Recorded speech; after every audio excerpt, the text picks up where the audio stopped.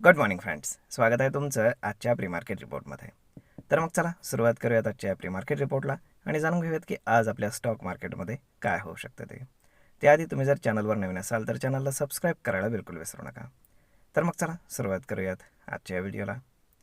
त्याआधी मित्रांनो, मी गेले काही दिवस आजारी असल्यामुळे व्हिडिओ बनवता आले नाहीत, त्याबद्दल सॉरी. तर मग चला सुरुवात करूयात आजच्या व्हिडिओला.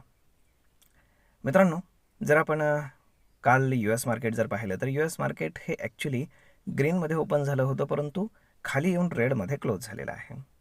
तर मग असं नक्की होण्यामागचं कारण काय? तर त्याच्यामागे आहे जिओपॉलिटिकल टेन्शन. एका बाजूला इराण आणि US यांचे पीस टॉक सुरू आहेत. दोन्ही बाजूने तसे रिस्पॉन्सेस येत आहेत, परंतु US जेवढा ॲग्रेसिव्ह आहे हे करण्यासाठी तेवढा इराण दिसत नाही. म्हणजेच डोनाल्ड ट्रम्प सातत्यानं ट्विट करतायत, सांगतायत की आम्ही अगदी जवळ पोहोचलेलो आहोत डीलच्या, अगदी एका पेजवरती डील होणार आहे, त्यापेक्षा जास्त नाही, वगैरे वगैरे अशा बऱ्याचशा गोष्टी. परंतु तेच जर आपण इराणकडनं पाहिलं तर इराणनं सांगितलं की आम्हाला US कडनं जे रिसीव्ह झालेलं डॉक्युमेंट आहे तर ते ते आम्ही रिव्ह्यू करतो आहे, आम्ही पाहतो आहे, अजून कुठलाही डिसिजन घेतलेला नाही आहे. त्यामुळे ही एक गोष्ट झाली की इराणकडनं एकदम मिक्स सिग्नल येतो आहे. आणि दुसरी गोष्ट म्हणजे काल रात्री स्ट्रेट ऑफ हॉर्मुझमध्ये जे काही US नेव्ही आहे ते आणि प्लस जे काही इराणची नेव्ही आहे तर त्यांच्यामध्ये थोडंसं क्लॅशेस झाले आणि थोडंफार फायरिंग वगैरे पण झालेलं आहे. तर मग आता या गोष्टीमुळे काय झालं आहे की ऑइल प्राईस थोडंसं पुन्हा इन्क्रीज झालेलं आहे. फार जास्त नाही, परंतु $100 पुन्हा एकदा क्रॉस करून गेलेलं आहे ब्रेंट क्रूड. परंतु ते वरती टिकण्याचे चान्सेस तसे कमी आहेत, कारण ते लोअर हाय बनवत आहे आणि लोअर लो बनवत आहे. त्यामुळे त्याला जर वरती ब्रेक करून जायचं असेल तर ॲटलिस्ट $110 आसपास तरी जाऊन वरती ब्रेकआउट झाला पाहिजे. ते होणं थोडंसं अवघड दिसतंय का? तर खूप हायली चान्सेस आहेत की या विकेंडमध्ये डील होण्याची पॉसिबिलिटी आहे. तर मग आता असं म्हणण्यामागचं नक्की कारण काय? तर नेक्स्ट वीकमध्ये 14 आणि 15 मेला डोनाल्ड ट्रम्प जाणार आहेत चायनाच्या व्हिजिटवरती, की जी व्हिजिट ऑलरेडी प्री प्लॅन्ड आहे 3-4 महिन्यांपूर्वीचीच. मग आता त्यामुळे काय होणार आहे की चायनाला सुद्धा या इश्यूमध्ये येऊन इराणकडनं थोड्याफार अटी इकडे तिकडे करून ही डील करून द्यावी लागणार आहे. अदरवाईज त्या बदल्यात त्यांना जे US कडनं पाहिजे तर ते US देणार नाही, बरोबर. त्यामुळे डोनाल्ड ट्रम्प जाण्याच्या आधी ॲटलिस्ट एखादी ही डील जी आहे तर ती त्यांना द्यावी लागणार आहे. त्यामुळे पॉसिबिलिटी आहे, होईलच याची काही गॅरंटी नाही, कारण इराणनं सुद्धा चायनाचं ऐकलं पाहिजे. आता चायनाचं ऐकण्यामागचं कारण काय? कारण चायनाच त्यांना सगळं पुरवतो, पार अगदी वेपन्स असतील, अगदी फूड असेल आणि त्यांचं जे ऑइल परचेस करणं असेल, पैसे देणं असेल, सगळ्या गोष्टी, इन्व्हेस्टमेंट वगैरे सगळं.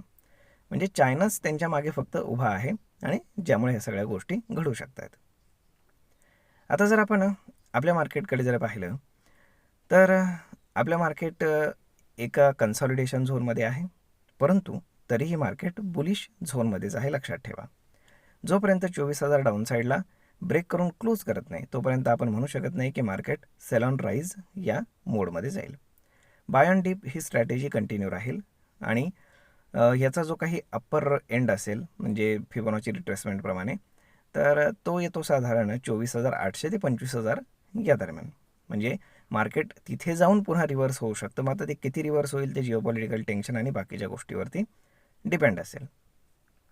तर मग आता अशा पद्धतीनं सध्या जरी आपण पाहिलं तर गिफ्ट निफ्टी इंडिकेट करतं आहे की मार्केट एक 80 ते 100 पॉईंटच्या आसपास गॅपडाऊन ओपन होईल. तर असं गॅपडाऊन ओपन होण्यामागचं कारण काय? एक तर काल काही फार जास्त स्ट्रेंथ मार्केटमध्ये नव्हती. दुसरी गोष्ट, जी काही काल रात्री स्ट्रेट ऑफ हॉर्मुझमध्ये फायरिंग वगैरे झालेलं आहे, त्यामुळे ऑइल प्राईस इन्क्रीज झाल्यामुळे मार्केटवरती थोडंसं प्रेशर आपल्याला गिफ्ट निफ्टीवरती पाहायला मिळतं आहे. मग ह्या सगळ्या गोष्टी जर आपण पाहिल्या तर मार्केटमध्ये पॅनिक सिच्युएशन नाही आहे, लक्षात ठेवा. परंतु मार्केटमध्ये आपण काय म्हणू शकतो, एक कन्सॉलिडेशन झोन नक्कीच आहे. तर मग होप सो सगळं काही व्यवस्थित व्हावं हीच आपली अपेक्षा. त्यामुळे आजचा दिवस जो आहे तर तो शेवटचा आहे ट्रेडिंग डे. यानंतर डायरेक्टली सोमवारी मार्केट ओपन होणार आहे पूर्ण जगातले. त्यामुळे खूप हायली चान्सेस आहेत की या शनिवार रविवारमध्ये डील होऊ शकते. तर मग आता ती कोणाच्या पथ्यावर होते ती गोष्ट सांगता येत नाही. परंतु स्ट्रेट ऑफ हॉर्मूज ओपन झालं पाहिजे आणि ते पहिल्यासारखं ओपन व्हावं हीच अपेक्षा आहे.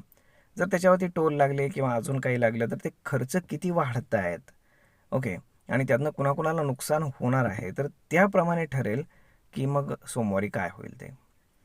जर आपण कालचा FISDAचा डेटा पाहिला तर FISनं थोडंसं सेलिंग स्ट्रीम कमी केलेलं आहे.